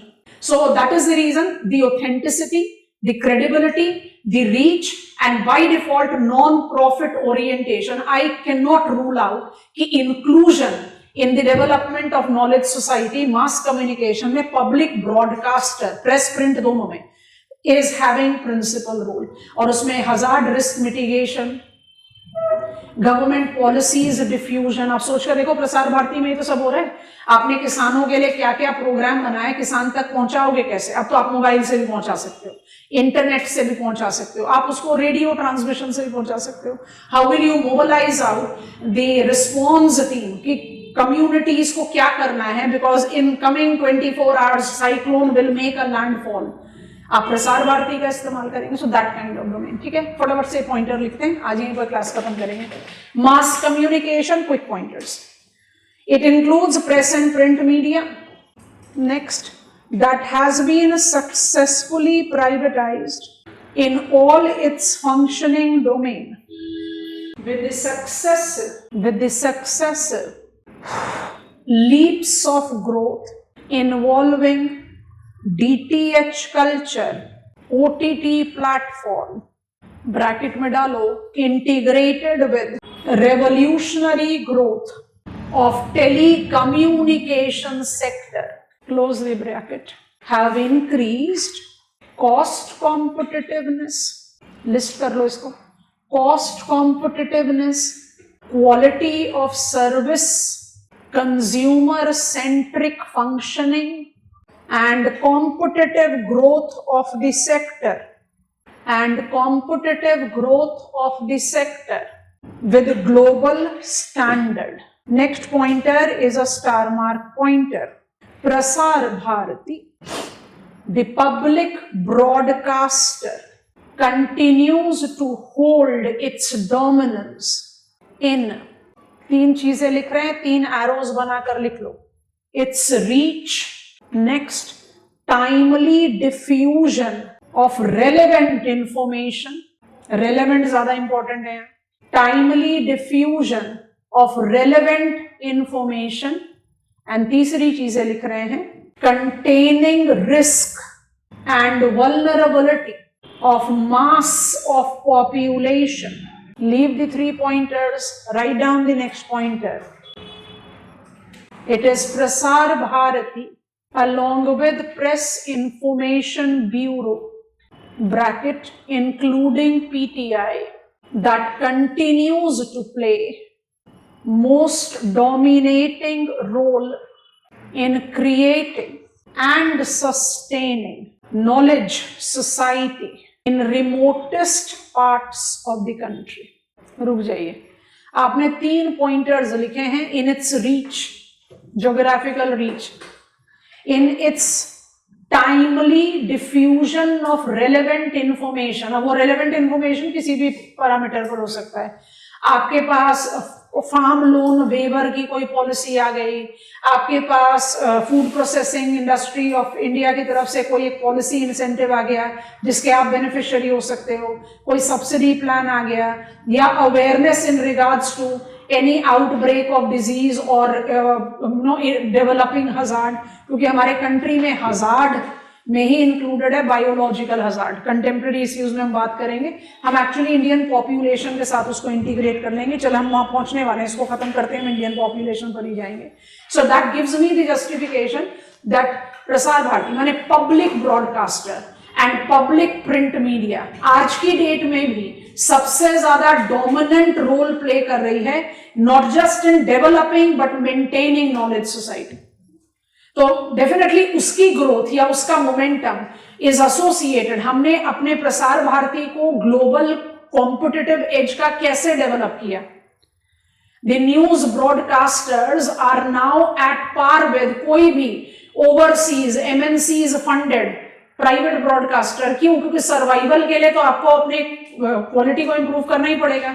जब डीटीएच कल्चर शुरू हुआ इंडिया में, तो डीटीएच सर्कल में डीटीएच ऑपरेटर को यह कंपल्शन दिया गया कि जो भी हाउस होल्ड परचेज कर रहा है कि मुझे ये चैनल्स देखने हैं, उन चैनल्स के साथ मैंडेटरी है कि वो दूरदर्शन का एक चैनल सब्सक्राइब करे. मैंने आपके लिए ऐसा सर्वाइवल वाला क्वेश्चन आ गया था कि आपको तो कोई देखेगा नहीं, दूरदर्शन से दूर रहो वाला हिसाब हो गया था. So that kind of time we have experienced. आज की डेट में आप you find Doordarshan to be giving you better, timely, relevant information than any other. और वहां पर भी सिर्फ न्यूज पढ़ा अब नहीं जा रहा ना, न्यूज के साथ रिव्यूज भी है, एनालिसिस भी है, प्रोज एंड कॉन्स डिस्कशन है, जो आपको एक फुल पर्सपेक्टिव देता है, जो आप अपने न्यूज़पेपर रीडिंग में भी एडिटोरियल से जस्टिफाई करते हो ना, that kind of a thing. So of course there is quality improvement because of competition, but जो पब्लिक ब्रॉडकास्टर है, पीआईबी है, पीटीआई है एंड प्रसार भारती है, उसका कहीं कोई कंपैरिजन नहीं किया जा सकता with private players. Of course, we are having that transition which has got both its pros and cons, but that definitely comes up with any changeover. OTT के लिए highlight किया जा रहा है. Many countries of the world have started banning social media for teenagers with certain age group. हमारे country में तो ऐसा कल्चर शुरू हो गया कि टॉडलर्स को भी दे दो फोन ताकि वो आपको डिस्टर्ब ना करे. And that actually is creating, and I have seen examples myself, कि टॉडलर्स आपके साथ कोई कम्युनिकेशन रख ही नहीं रहा, वो रिस्पॉन्स ही नहीं कर रहा. 4-4, 6 से 10-10 साल के बच्चे बात ही नहीं कर पा रहे. क्यों नहीं कर पा रहे? क्योंकि आपने उनसे कभी बात की नहीं. How do I communicate with toddler? How do I communicate with infants? हम उनसे बात करते हैं तभी तो वो हमारी बात समझते हैं। हम जब उनसे आई कॉन्टैक्ट करते हैं, उनको हक करते हैं, उनको पकड़ते हैं, तभी तो वो सीखते हैं। अब आपने उनके सामने तो रख दिया मैकेनिक, कार्टून्स चल रहे हैं, हम थोड़ी ना उनको कुछ गलत चीज सिखा रहे हैं, कार्टून्स देख रहे हैं, तो फिर वो कार्टून्स को ही तो रिस्पॉन्ड करेंगे। And that is creating a very vulnerable, very weak and very what we can say constrained kind of idea and personality that we are generating। तो जो ये बिल्कुल यंगेस्ट जनरेशन है उसकी टर्मिनोलॉजी क्या है पता नहीं, अल्फा जी क्या क्या क्या चल रहा है, जो आपके 2020s वाले बच्चे हैं, they are getting into more of the trouble of this revolution, specifically when I take up the reference of internet availability, यहाँ से यहाँ। And same goes with parents. Parents are more busy with their gadgets and their favorite program rather than communicating with the families। But हर चीज के साथ pros and cons है, limit तो हमें लेना है। आपके पास खाने की बहुत वैरायटी, आप खाओगे क्या वो तो आप खुद ही डिसाइड करोगे ना कि आपकी बॉडी को क्या सूट करेगा, तो आप कंज्यूम क्या करोगे वो आपका डिसीजन है। आप जो भी चीज कंज्यूम करते जाओगे तो you are creating market for nonsense, that has to be taken, और उसलिए बहुत जरूरी है। एंड मेरा पर्सनल व्यू पॉइंट है, इंडिया में मोबाइल डेटा, अब ये तो पूरा का पूरा मार्केट डोमेन था, हम यहाँ पहुंचने वाले। हमने अपने कंट्री के टेलीकम्युनिकेशन सेक्टर को बहुत बहुत स्विफ्टली और कैस्केडिंग ग्रोथ में दिया है सिंस इंडिपेंडेंस। बड़ी इंटरेस्टिंग सी बैकग्राउंड क्रिएट करेंगे, अभी वहां नहीं जा रहे।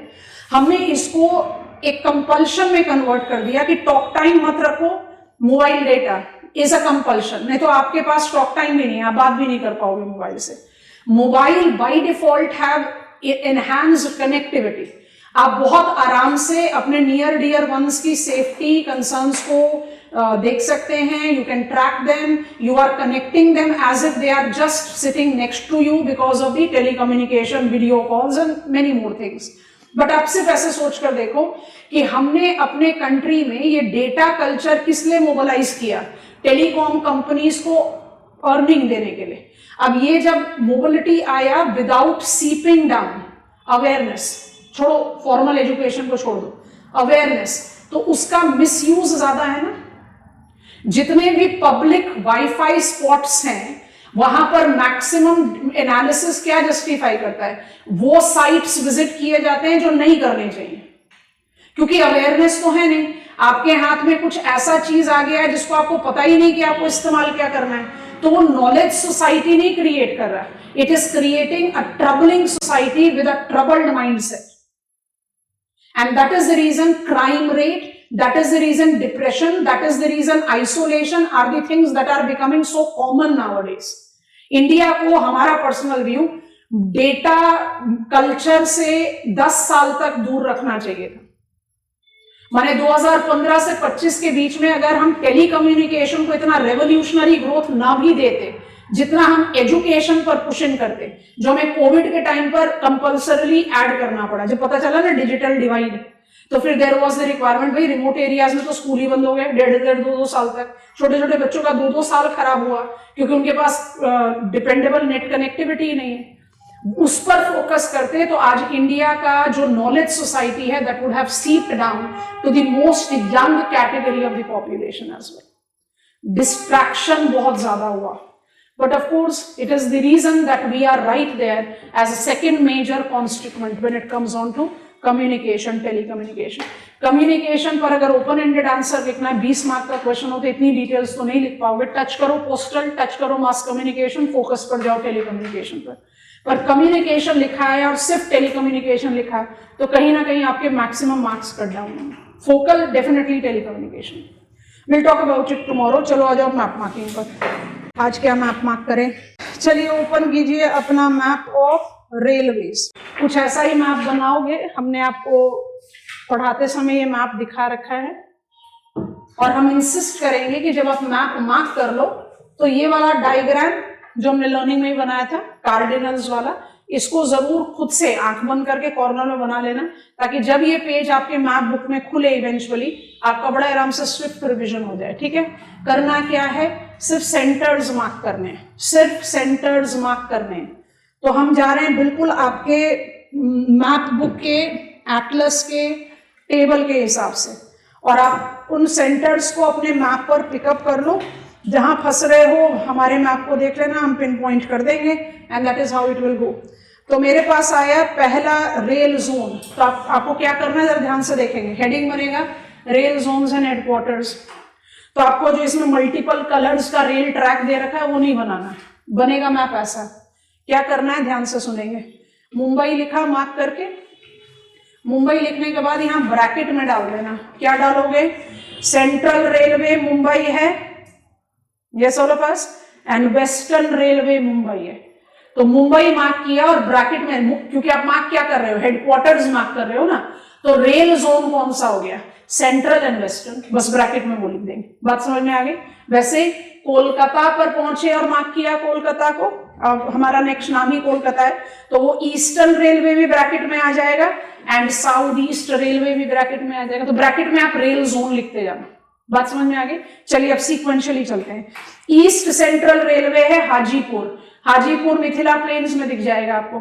उसके बाद हमारा नाम दिया है ईस्ट कोस्ट रेलवे भुवनेश्वर, जो हमारे कार्डिनल डायग्राम में नहीं बनता है, बट भुवनेश्वर आपको बहुत क्लियरली दिखाई दे रहा है मैप ऑफ ओडिशा में। फिर हम आगे बढ़ते हैं, northern railway Delhi, Delhi mark किया, ब्रैकेट में लिख दिया northern railway. North central railway is Prayagraj, north western railway is Jaipur, ये सारे नाम तो बड़े फेमिलियर हैं हमारे लिए। North eastern railway Gorakhpur, pipeline पड़ा था, गोरखपुर किस में आ गया, फर्टिलाइजर में, गोरखपुर। उर्वरक रसायन लिमिटेड, सिंदरी गोरखपुर, सिंदरी गोरखपुर। बाकी दो प्लांट बताओ, वेट कर रहे हैं। And Bokaro gas authority of India limited, प्रधानमंत्री ऊर्जा गंगा प्रोजेक्ट। चलो आगे बढ़े। उसके बाद हम आगे बढ़ते हैं, नॉर्थ ईस्ट फ्रंटियर रेलवे लिखना है मालेगांव, मालेगांव है गुवाहाटी के साथ, मैप पर गुवाहाटी मार्क है बोल्ड लेटर में, मालेगांव इज इन गुवाहाटी, ठीक हो गया, लिखना Malegaon. Southern railway is Chennai, बिना किसी इंस्ट्रक्शन के पहुंच जाइए। South central railway is Secunderabad, twin city of Hyderabad, मिल गया। और थोड़ा साउथ में अपनी लिस्ट पर चलते हैं, साउथ वेस्टर्न रेलवे हुबली, बहुत सारे बच्चे हुबली को हुगली के साथ कंफ्यूज करते हैं, Hubli is in Karnataka. Rename किया हुआ है सिद्ध आरोधा स्वामी, तो ये भी नाम ऐड कर लो, नहीं तो ये सारे मैप मार्किंग में आते हैं। हमें तो हुबली पता है बट स्वामी जी का नाम नहीं पता है, तो नाम हाथ से निकल जाएगा। कोलकाता बता दिया। South east central railway Bilaspur Chhattisgarh, western Mumbai हो गया। वेस्ट सेंट्रल रेलवे जबलपुर, ठीक है। एक काम और कर सकते हो, हमने नहीं किया है पर आप कर लेना अपने मैप पर। आपके मैप में बिल्कुल एंड में कोंकण रेलवे करके लिखा हुआ है, क्योंकि हम जब पीएससीज की बात कर रहे थे तो हमने कोंकण रेल कॉर्पोरेशन को ऐड ही नहीं किया, क्योंकि अब उसकी रिक्वायरमेंट नहीं है, वो it doesn't come up to be that prominent. तो नोटिस करो, कोंकण रेल रूट को वेस्टर्न घाट्स रेल रूट बोलते हैं। मैप पर आइए, मुंबई से स्ट्रेट साउथ गए, रोहा मिला, रोहा से आपका कोंकण रेल रूट है जो आपको लेकर जाता है बेंगलुरु तक। अगर आप सिर्फ रोहा और बेंगलुरु मार्क कर दोगे तो आपका ट्रैक गलत हो गया।